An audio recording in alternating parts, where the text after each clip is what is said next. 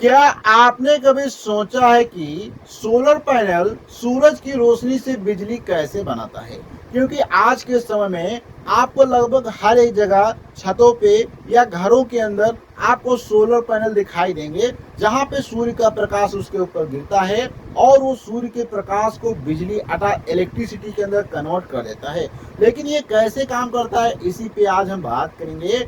और अगर बात किया जाए तो ग्लोबल वार्मिंग जैसी गंभीर समस्या का समाधान जो है आज के समय में सोलर पैनल तकनीकी के अंदर ही छिपा है। इसके पीछे एक जादुई वैज्ञानिक सिद्धांत काम करता है, जिसे फोटो इलेक्ट्रिक इफेक्ट कहते हैं। तो यह सिद्धांत इतना महत्वपूर्ण था कि इसके लिए अल्बर्ट आइंस्टीन को नोबेल पुरस्कार मिल गया। अर्थात आप सोचो कि जो सोलर प्लेट बन रही हैं, इनके अंदर जो एक वैज्ञानिक सिद्धांत कार्य करता है, जिसको हम कहते हैं फोटो इलेक्ट्रिक इफेक्ट, और ये इतना महत्वपूर्ण था जिसकी सहायता से अल्बर्ट आइंस्टीन को जो है नोबेल प्राइज मिल गया। आज हम इस वीडियो में इसी सिद्धांत को एकदम सरल भाषा में डिकोड करने की कोशिश करेंगे। सबसे पहले बात करते हैं कि आज के हमारे वीडियो के कौन कौन से टॉपिक होने वाले हैं। तो सबसे पहले हम जानेंगे कि धातुओं और फ्री इलेक्ट्रॉन का रहस्य क्या होता है।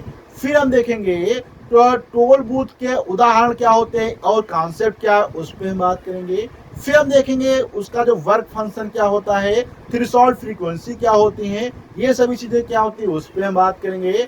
फिर हम देखेंगे फोटो इलेक्ट्रिक इफेक्ट के 3 प्रमुख नियम पर गहराई से चर्चा करेंगे।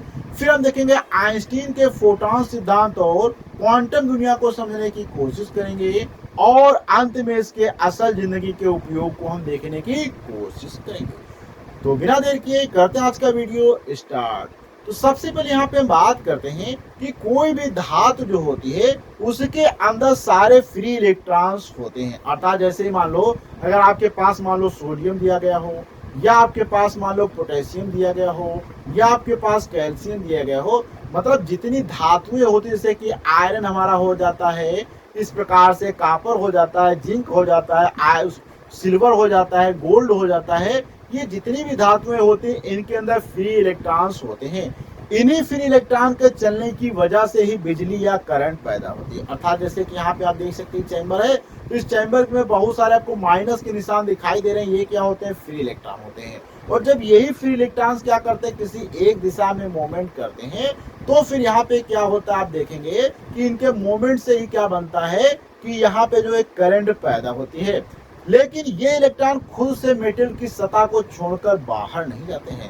अर्थात ये मूवमेंट तो करते रहते हैं हमेशा। जैसे कि ये मान लो इलेक्ट्रॉन्स है, यहाँ पे कोई सपोज कोई ये इलेक्ट्रॉन्स है, तो यहाँ से इधर जाएगा, फिर कहीं इधर जाएगा, फिर कहीं इधर जाएगा। अर्थात मूवमेंट तो यहाँ पे इसके अंदर करते रहेंगे धातुओं के अंदर, लेकिन ये जो है मेटल अर्थात ये धातु को छोड़कर या सतह को छोड़कर बाहर नहीं जाते हैं।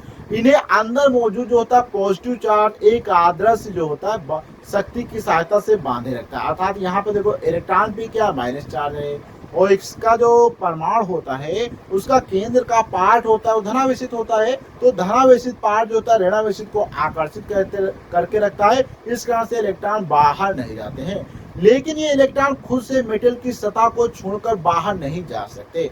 वहीं पे इन्हें अंदर मौजूद जो पॉजिटिव चार्ज एक आदर्श आकर्षण शक्ति से बांधे रखता है। इन्हें बाहर निकलने के लिए बाहर से एक खास प्रकार की एनर्जी या ऊर्जा की जरूरत पड़ेगी। अर्थात अपने आप तो इलेक्ट्रॉन नहीं निकलेंगे यहाँ पे जो अंदर है, लेकिन इलेक्ट्रॉन को बाहर निकालने के लिए हमें क्या है, कोई बाहर से इनको यहाँ पे एक ऊर्जा देनी पड़ेगी, तब ये इलेक्ट्रॉन यहाँ पे धातु से बाहर निकल सकते हैं। तो अब थोड़ा सा अगर आगे बात किया जाए तो इन्हें एक हम थोड़ा सा एक हाईवे जो होता है, जहाँ पे आपने देखा होगा हाईवे, जैसे कि यहाँ पे आप देख सकते हैं ये हाईवे बना है। इस हाईवे पे एक टोल प्लाजा होता है, जहाँ पे जब बाइक या कार निकलती है तो उनसे कुछ पैसे पड़ते हैं। इसको टोल बूथ कहते हैं। इसकी सहायता से समझते हैं कि कैसे जो होता है वहाँ फोटो इलेक्ट्रिक इफेक्ट काम करता है। इसे समझने जहाँ से गुजरने के लिए टैक्स देना पड़ता था। जब भी यहाँ पे आप देखेंगे जैसे ये कार को जा रही है, तो ये कार समझ लो कि एक इलेक्ट्रॉन होते हैं। तो ये अगर इसको क्रॉस करना चाहते हैं तो इसके लिए इसको क्या करना पड़ेगा, पैसे देना पड़ेगा, तभी ये क्या करेंगे, इस टोल प्लाजा को क्रॉस कर सकते हैं। अगर आपकी गाड़ी था तो गाड़ी को हम यहाँ पे इलेक्ट्रॉन मान के चल रहे हैं। अगर आपके इलेक्ट्रॉन के पास टोल देने के लिए पर्याप्त पैसे हैं, अर्थात अगर आपके पास पैसे इतने हैं कि आप यहाँ पे टोल पे दे सकते हैं, तभी आपकी गाड़ी पास हो सकती है। अर्थात अगर इलेक्ट्रॉन के पास इतनी ज्यादा एनर्जी है तो सरफेस को छोड़कर बाहर निकल सकते हैं। तो ये एक प्रकार से यहाँ पे आप देख सकते हैं बैरियर का काम करता है। तो यहाँ सूरज की रोशनी जो होती है या लाइट होती है, उन पैसों को हम समझ सकते हैं, अर्थात जो सूरज का प्रकाश गिरता है, ये एक प्रकार से समझ लो कि यहाँ पे क्या होता है, सूर्य का प्रकाश जो एक प्रकार से क्या पैसे हैं। और यहाँ पे जब पैसे अगर इलेक्ट्रॉनों को दिए जाते हैं, अर्थात ऊर्जा अगर इलेक्ट्रॉनों को दी जाएगी तो ये इलेक्ट्रॉन यहाँ से निकल सकते हैं। अर्थात फिर से अगर सिंपल शब्दों में बात करें तो यहाँ पे जो कार हमने लिया है ये एक प्रकार से आपके इलेक्ट्रॉन है, और जो टोल प्लाजा के लिए आपको पैसे देने पड़ते हैं वो एक प्रकार से आप समझो कि सूर्य का प्रकाश है। अर्थात सूर्य का प्रकाश जब इलेक्ट्रॉनों के ऊपर गिरता है तो वो उस सूर्य की ऊर्जा को वो ऑब्जॉर्व करके बाहर या इलेक्ट्रॉन बाहर निकल जाते हैं। जब लाइट मेटल पे गिरती है तो वह इलेक्ट्रॉन का टोल चुका देती है और उन्हें आजाद कर देती है। कहने का मतलब जैसे सूर्य का प्रकाश गिरता है तो धातुओं के अंदर जो होते हैं मेटल के इलेक्ट्रॉन मुक्त हो जाते हैं, क्योंकि जो यहाँ पे जैसे कि कार के लिए टोल प्लाजा देना पड़ता था, उसी प्रकार से सूर्य का प्रकाश क्या होता है, टोल प्लाजा का काम कर देता है। और प्रकाश के कारण जो होता है ये इलेक्ट्रॉन जो होते हैं कि बाहर निकलने की इस प्रक्रिया को हम लोग क्या कहते हैं, फोटो इलेक्ट्रिक इफेक्ट कहा जाता है। अर्थात जैसे कि मान लो यहाँ पे धातु का हमारे पास क्या है, एक कोई चादर है, जब इसमें सूर्य का प्रकाश गिरता है तो यहाँ पे इलेक्ट्रॉन निकल के बाहर जाने लगते हैं, इसे ही हम क्या कहते हैं, फोटो इलेक्ट्रिक इफेक्ट कहते हैं। आप थोड़ा सा आगे बात करते हैं। इलेक्ट्रॉनों को मेटल से बाहर निकालने के लिए एक न्यूनतम ऊर्जा की आवश्यकता होती है। जैसे कि आप देखेंगे हर एक ताले के लिए अलग अलग चाबी होती हैं, हर एक टोल प्लाजा के लिए एक निश्चित अमाउंट होता है, उससे आप कम देंगे तो आपकी गाड़ी क्रॉस नहीं करेगी। इसी प्रकार से हर एक इलेक्ट्रॉन को एक धातु से निकालने के लिए उसको एक न्यूनतम आपको ऊर्जा देनी पड़ेगी, अर्थात न्यूनतम ऊर्जा का फोटॉन उसके ऊपर गिरना चाहिए, अर्थात सूर्य का प्रकाश गिरना चाहिए। तो इसको थोड़ा सा और बात करें तो इसे मिनिमम एनर्जी को हम लोग क्या कहते हैं, विज्ञान की भाषा में वर्क फंक्शन कहते हैं। वर्क फंक्शन क्या होता है कि किसी भी धातु से इलेक्ट्रॉन को बाहर निकालने के लिए जो मिनिमम ऊर्जा की आवश्यकता पड़ती है उसे हम उस धातु का वर्क फंक्शन कहते हैं। और इसे जो होता है फाई नॉट से रिप्रेजेंट किया जाता है, ये भी आप देख सकते हैं, और इलेक्ट्रॉन वोल्ट में इसे नापा जाता है।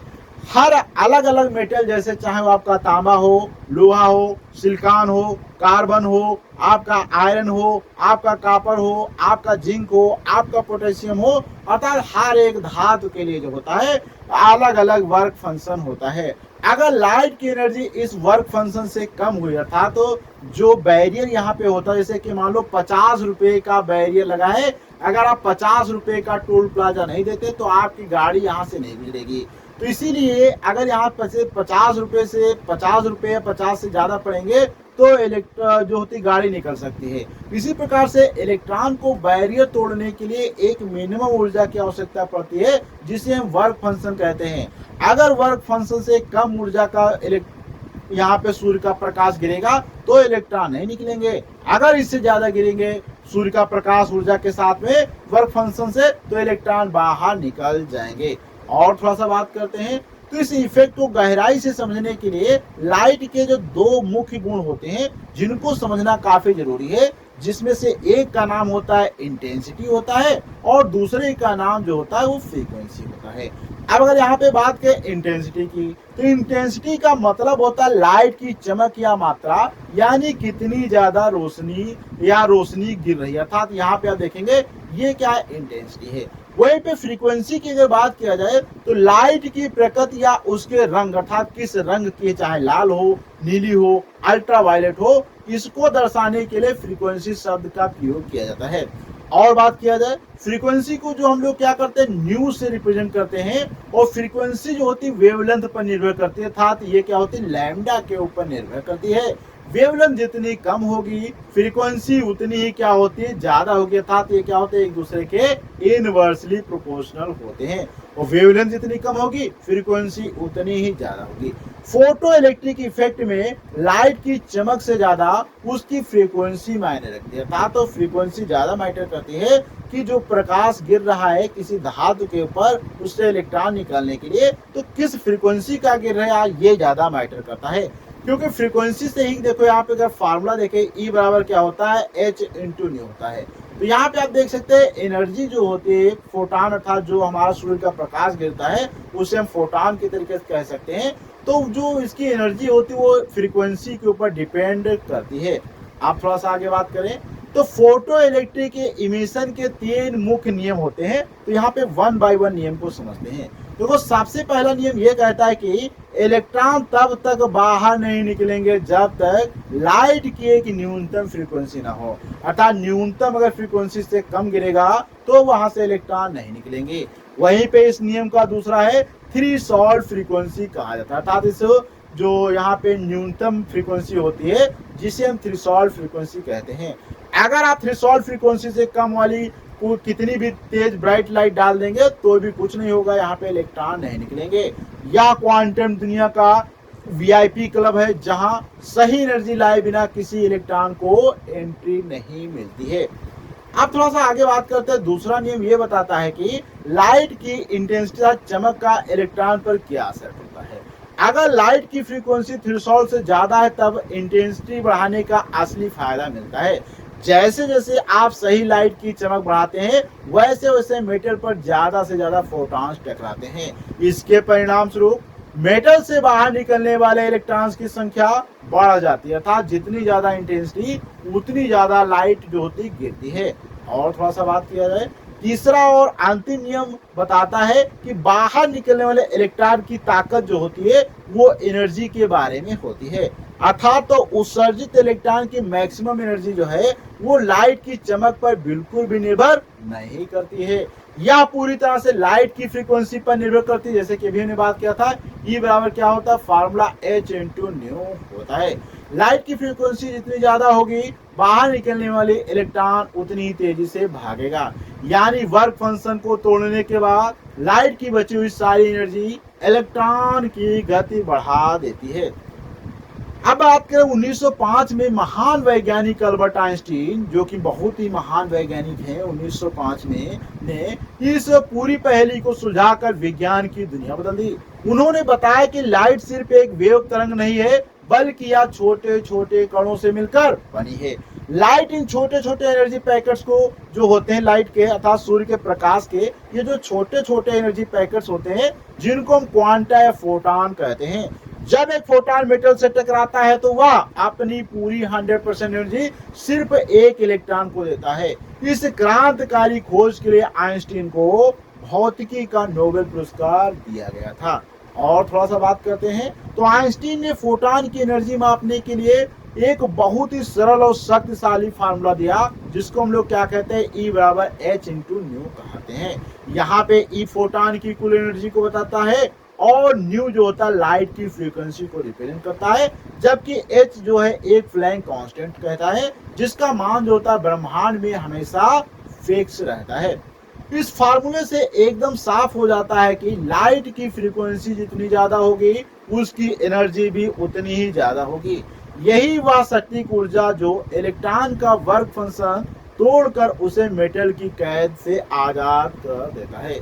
यह वैज्ञानिक सिद्धांत सिर्फ किताबों तक सीमित नहीं है, यह हमारी रोजमर्रा की जिंदगी को चला रहा है। इसका सबसे बड़ा और महत्वपूर्ण उपयोग सोलर पैनल में देखने को मिलता है, जहां पे धूप आती है सोलर पैनल के ऊपर गिरती है और आपके मोबाइल और डिजिटल कैमरे के अंदर लगे सेंसर इसी फोटो इलेक्ट्रिक इफेक्ट के ऊपर काम करते हैं।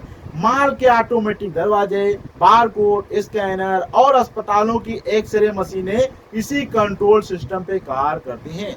यहाँ तक कि अंतरिक्ष में तैरते इंटरनेशनल स्पेस स्टेशन को भी ऊर्जा इसी जो होता फोटो इलेक्ट्रिक इफेक्ट से मिलती है। और थोड़ा सा आगे बात किया जाए तो अंत में फोटो इलेक्ट्रिक इफेक्ट ने रोशनी को देखने का हमारा नजरिया पूरी तरह से बदल दिया। इसने दुनिया को साबित कर दिया कि लाइट तरंग और कण दोनों की तरह बर्ताव करती है। यह न सिर्फ भविष्य की साफ और रिन्यूएबल ऊर्जा प्रदान कर रहा है, बल्कि यह हमारी ऊर्जा को ग्लोबल वार्मिंग जैसी गंभीर आपदा से भी बचाने में सबसे बड़ा हथियार साबित होने लगा है। अगर आपको यह विज्ञान की यात्रा पसंद आई हो तो इस वीडियो को लाइक करें, अपने दोस्तों को शेयर करें और यह वीडियो अर्थात चैनल को अभी तक सब्सक्राइब नहीं किया है तो प्लीज सब्सक्राइब करें, क्योंकि यहाँ पे आपको ऐसे ही इंफॉर्मेटिव वीडियो मिलते रहेंगे।